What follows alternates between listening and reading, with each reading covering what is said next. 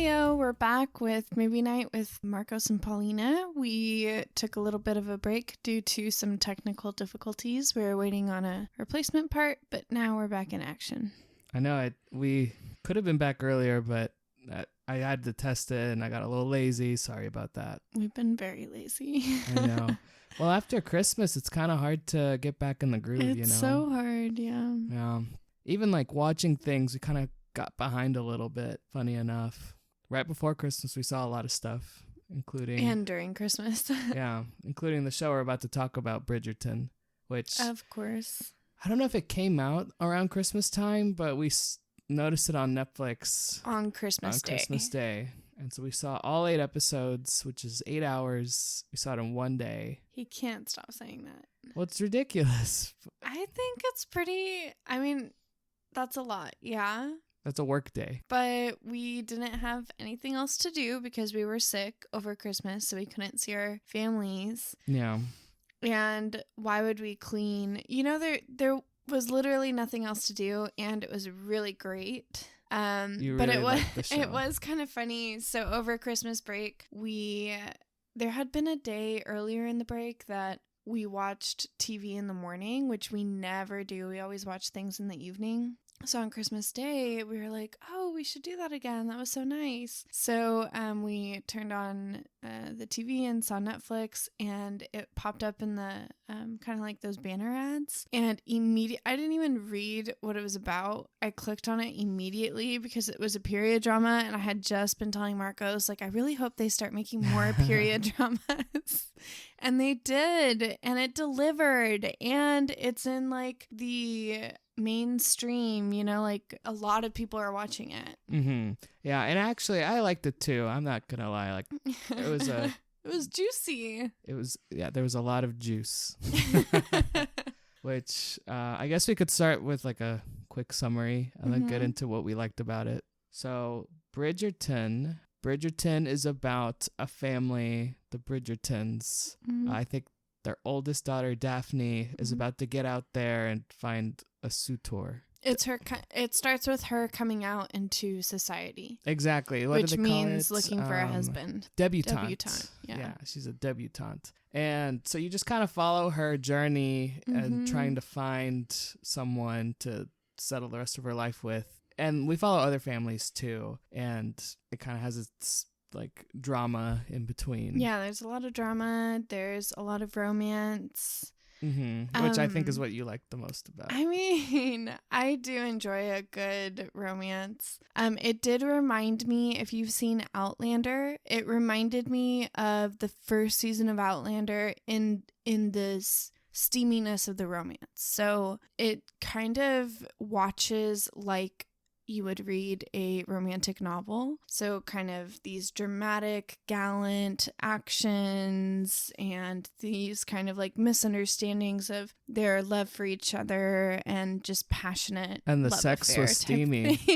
A lot of sex. Steamy sex. And a lot of like you expect the camera to like fade out or something, and it does not. It does not. Yeah, we saw a lot of butt. Yeah. Which Marcos is like has a really funny face on right now. You loved it.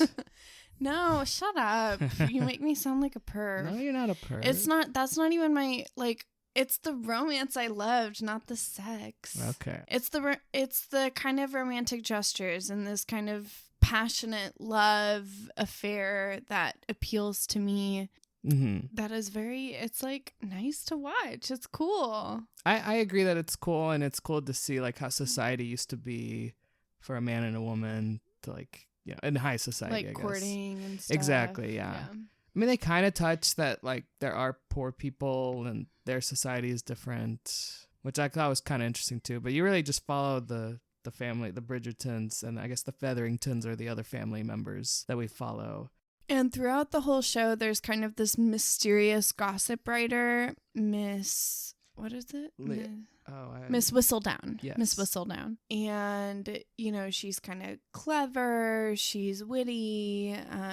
She's gossipy. It's just kind of, it's intriguing. And yeah. And the language of it is also kind of reminiscent of the wittiness of Jane Austen. It's fun. It's an immersive experience. Obviously not like always historically accurate, but I did think that the costumes were really cool. The dancing was cool. Oh, and an interesting thing of like historic accuracy, which I think it's cool that they kind of made it their own.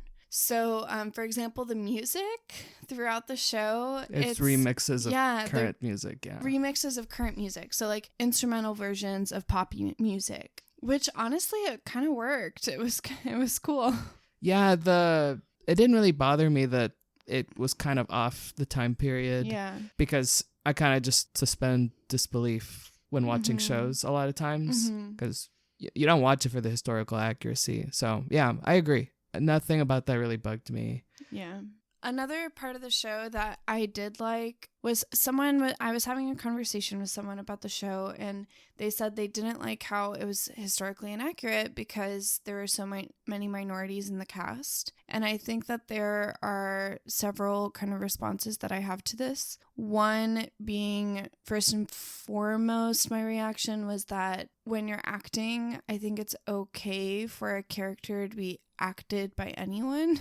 I think it's cool that they had minority actors, but also that was part of the story, that this was one of the, and I looked into it. Apparently it is true, but it is kind of hard to find information on it, but that Queen Charlotte was Portuguese and had ancestors from Africa. So she was like England's first multiracial queen.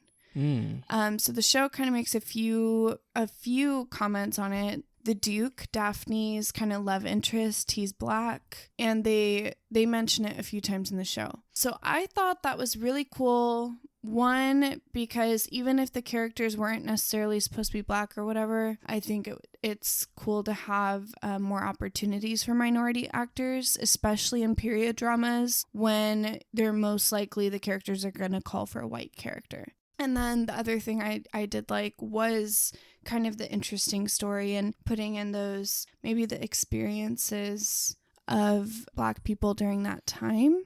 Like, for example, the Duke's father really takes it serious how, and this might be like later in the episode, so minor spoiler, but the Duke's father really takes it serious that they were given this dukedom and they're a minority race and they can't screw this up. That they have to prove themselves. Yeah. Like maybe other people can screw up, but if just one of them makes a mistake, then it's going to like cost them and their race, their dukedom. So they did kind of show that there are some racial concerns. Yeah, like it's kind of a double standard. One black person messes up and their concern is that all black people are not worthy to be a duke, I guess. Whereas like they might see a lot of cheating happening and a lot of problems in the family and they turn a blind eye to it, basically. Dismissed when it happens in like a family of the Bridgertons. Exactly, like the Bridgertons. Yeah. They make a lot of not mistakes, but they'll do a lot of things that aren't like societally okay,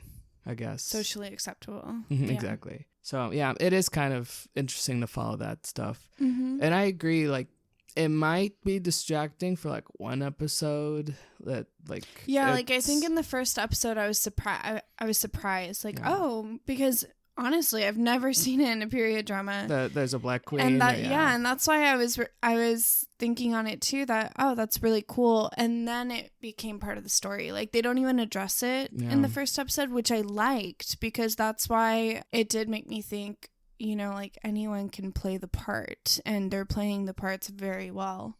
Yeah. And if it is distracting, you get over it so quickly that like, I don't even care, Yeah, like, I don't understand why that would be something against the show, like, I'm assuming it's not a criticism to me. I'm assuming most people didn't have a problem with it, but you're just sharing an experience. One experience with one person. I'm sure most people did not. Yeah. No, but you have completely valid points, I feel like. And so, yeah, I actually really like the casting from most of the show. I thought the casting was great. I can't think of like one weak character. Well, maybe like Eloise a little bit. But I liked Eloise. Did you? She was one of my favorites. I was actually thinking Daphne and her mom was weak to me. Sometimes they were like kind of weak. Yeah. But everyone else was good. I thought the Duke was great. I thought he was great too. I think the head of the household, the Bridgerton household, I think his name is Anthony. I thought he was great. Yeah. It's definitely the kind of show, as you can tell from the fact that we watched 8 hours of it on Christmas Day. Every episode wants you, like, gets you to want to keep watching it. Yeah, and like the show definitely does kind of quickly change. Like the first 2 episodes, you're concerned about Daphne not being able to find a suitor. Yeah. And then you're concerned about who she's going to end up with. It does change pretty quickly. It does. And it's kind of cool too, because you sort of see like one full story come to completion, because these are based on books, by the way. And the books follow every child of the Bridgertons. So for example, this season focused on Daphne. The next season, which has already been scheduled to start filming this spring, the next season is going to focus on Anthony, who's the oldest brother. Oh, that'll be cool. Yeah. Because they definitely left off with him being disappointed that his lover was leaving. So it was definitely... It's cool being able to see an entire story in one season, and it does change so much, like Marco said, from episode 1 to episode 10. Or episode 8. What didn't you like about Daphne? Because she's pretty much the main character for a lot of the No, I just thought there were moments where her acting wasn't that great. Like, I felt like I knew what her face was going to look like. I don't know. I just didn't think she was as strong as some of the others. That's fair. I mean, she was really great still. There were just some moments where I was like, I didn't really like I forget her first name, but I think her last name was Thompson, the one that's pregnant. Oh, yeah. She was actually really frustrating for me. Emma? Was it Emma?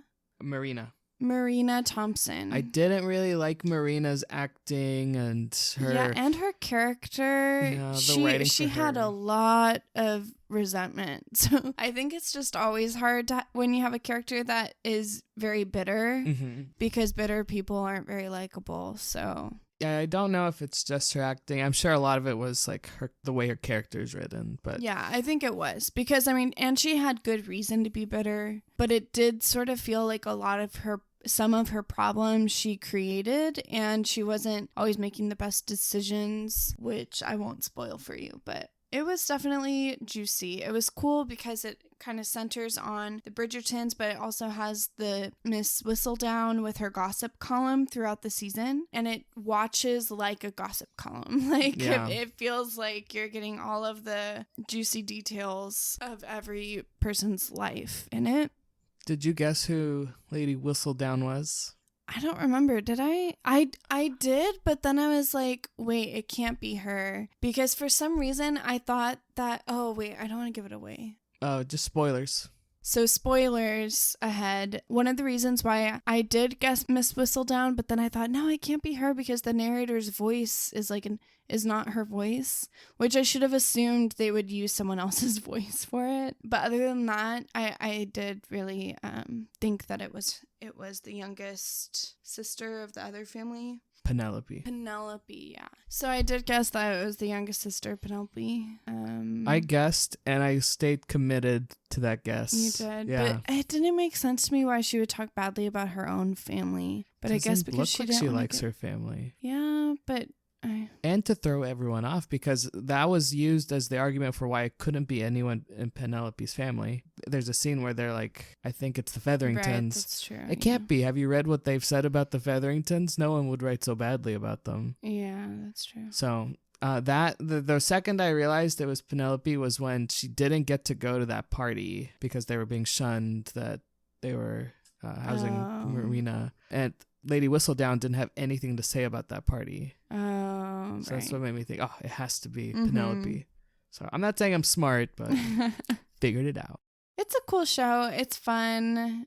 Would you rewatch it? Dramatic, soap opera-y. I would rewatch it because, especially talking about it, I'm like, oh, I forgot about that. And I would want to rewatch it knowing who Lady Whistledown is. Yeah, it would especially in anticipation for the second season, because it sounds like it won't come out for a while if they just started filming. So I would definitely rewatch it before the second season, I think. I don't know if I would rewatch it, but I had a good time watching it with you. Yeah. It's like a guilty pleasure. Like in general, I don't like period dramas. I know you love them. Really? Yeah. You like Pride and Prejudice and you like Little Women. Okay. In general, I don't like hearing about British society and high society. But I liked this one. It was different and kind of a guilty pleasure. So that being said, I don't know if I'd rewatch it. But what would you rate it? I would rate it a 95. I would say if you enjoy shows like Outlander, especially the first 3 seasons, if you enjoy period dramas, if you enjoy soap operas, like any soap opera type show like Grey's Anatomy, then I would recommend this show. So you used to give ratings A through F. Yeah, so that'd 95 is an A. Yeah. A plus, yeah. I would give this, I'm in between a B plus and an A. Wow. I thought it was good. Yeah. I think I'll give it a B plus because I didn't have that many problems with the show, to be honest. And so I think it's a great show to watch with a couple or, with your significant other. Yeah. Don't watch it with your parents. Don't watch it with your kids. Yeah. Don't. By yourself, friends, like girlfriends. Yeah. There's a lot of steaminess. Yeah. That is definitely going to appeal to some people. Yeah. You can only watch it with people you're comfortable watching it with. Or by yourself. Just watch it by yourself. But all right. That was our review of Bridgerton. Signing off. Bye.